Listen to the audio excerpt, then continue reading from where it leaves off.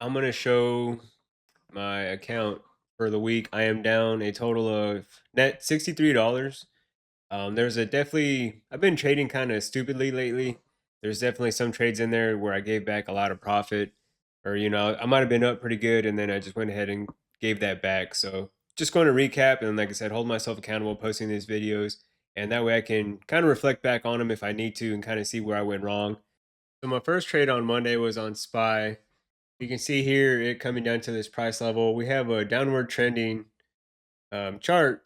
So my bias on this one is to the downside. So I have a 680 put contract queued up for SPY, and I'm waiting for it to break this price level right here. We can see that it's kind of holding, only that I'm waiting for it to break.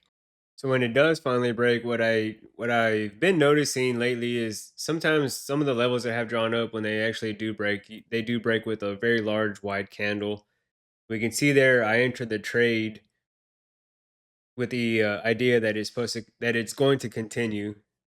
So my stop loss level is going to be that price level right above where that candle opened. I mean, closed. So I'm keeping an eye on that one.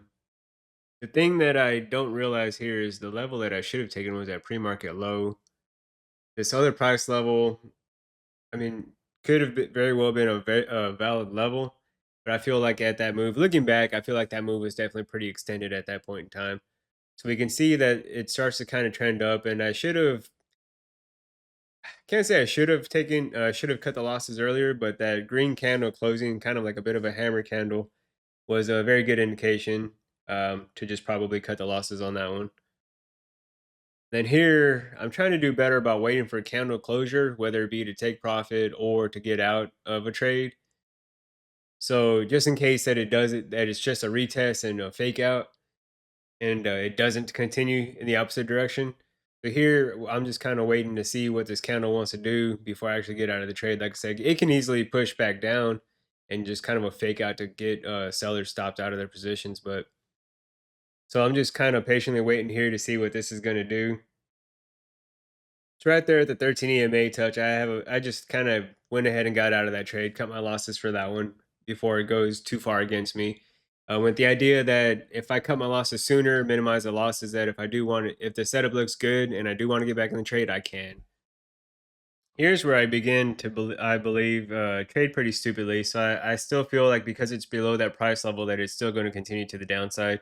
So you can see me there queue up some more puts, five contracts, 678 on SPY. So with that big push to the downside, kind of the same idea behind it. I feel like it's still going to continue to the downside. And with that entry right there, to me, that doesn't make sense looking back. I think at that point I'm just kind of a little upset at the first trade that it didn't go the direction I wanted it to, feeling that it was going to continue to the downside. So I entered a trade with no real good entry, stop loss being kind of far with a very big down candle. Like I said, everything going against what I should be doing. So five contracts on SPY to the downside, and I'm just sitting in this, and I see this green candle starting to push to the upside, and I'm probably freaking out about this time. Not freaking out, but definitely upset at myself. Just starting to what when I look back at this, almost to me looks like a revenge trade.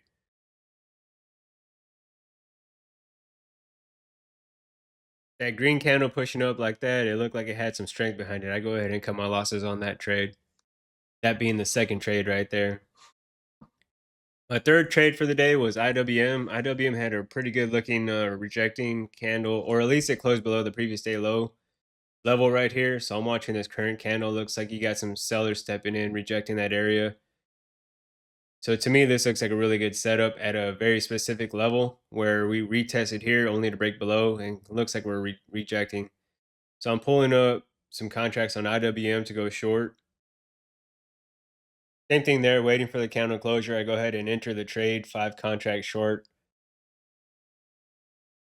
So I see this little green candle right here, and I'm not too certain. The previous candle closed red. It was kind of a bit of a hammer candle. I'm not wanting with the previous two trades that I had trading kind of sloppily, and this candle looking like it might go against me. Like I said, it looks like there's some buyers trying to push it back up. It goes green, kind of goes red. I feel like I just want to go ahead and take my profit while I can, just to kind of be up in a trade. So with the amount of volume coming in and the candle kind of going back and forth on green, I go ahead and cut my losses there. Not cut my losses, take my profit. Just being that I was up, we can see that it continues further down, which is fine. But being that I was up pretty good amount on that trade, I went ahead and took the profit. Considering the other two trades that I had already taken, had me in the red. So I was pretty happy to go ahead and take that one green. So my last trade for the day was on QQQ. Looking at this, what appears to me to be a bear flagging setup, breaking below the trend line. I go ahead and get some Q puts ready, thinking that this is the break of the trend line. So I'm going short right there, 5 contracts. So I start to see that Q's is just chopping me up right here. We can see that on that last red candle that it closed. Looked like it had some strength in there, some buyers stepping in, kind of a hammer candle closure right there, and then started to trend up above the pre-market low. So I'll go ahead and cut the losses on that one too. Ending the day at about $63 down.